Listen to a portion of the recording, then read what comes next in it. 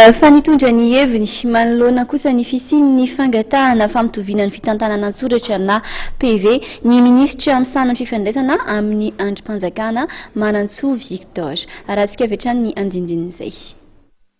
Misy fiatsarana raha oharina ny teo amin'ny teo aloha ny fombafomba natao sy ny lalana ny zoran'ny fitanana an-tsoratra menga avy any amin'ny biro fandatsahambato hoy ny ministra amin'ny sanany fifandraisana amin'ny androm-panjakana Andriamatoa Manantsoa Victor. Dia raha ny hoe processus atao amin'ny teny français processus opérationnel électoral mijerena manomboka eo amin'ny voka-pifidianana jusqu'à aty amin'ny CES dia azo zany hoe nisy fanasarana be dia be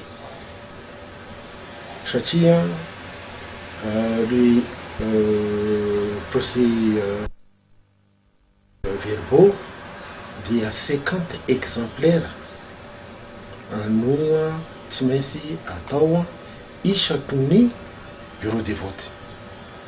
Dia amin'io 50 exemplaires io dia mahazo ny candidat na solitenan'ny candidat tsirairay avy izy efatelo amby telopolo dia mahazo daholo ny dingana tsirairay avy indrindra fa ny senita sy ny CES. Ohatra mitranga teny amin'ny bureau de vote dia anjarasika rehetra aby nompa ny tsara ny zavatra zay raha ohatra ka tena mivokatra tokotra ny voaka tao. Nisy moa zany hoe candidat ay nangataka any amin'ny CES hoe atao ny confrontation dia anjaran'ny CES no mamaly amin'izay apisy ny atao hoe transparence amin'ity élection ity ary mba sy apisy ny haihay sy ny korontana eto amintsika. Anisan'ny tondrany maro fanakianana tamin'ny fifidianana filoham-pirenena fihodinana voalohany ny momba ny lisam-pifidianana ahafahana manatsara ny fiatrehana amin'ny fihodinana faharoa sy ny fifidianana solombavam-bahoaka dia nisy ny sosokevitra ny eto ministra amin'ny sanany fifandraisana amin'ny androm-panjakana. Dia fantasika fa hoe mbola be dia be ny olona sy tafiditra ny liste électorale sy manana kara-panondra dia izay zany ny problème tsika amin'izao fotoana izao.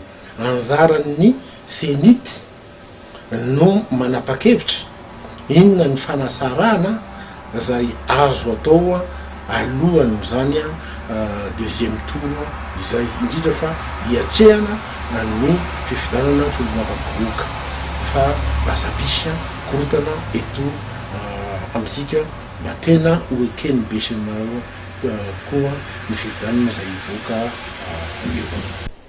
Araka dia very ministra amin'ny sanany fifandraisana amin'ny androm-panjakana Andriamatoa Manantsoa Victor fa ny senito no manana ny fanapa-kevitra farany momba ny fanatsarana ny lisam-pifidianana.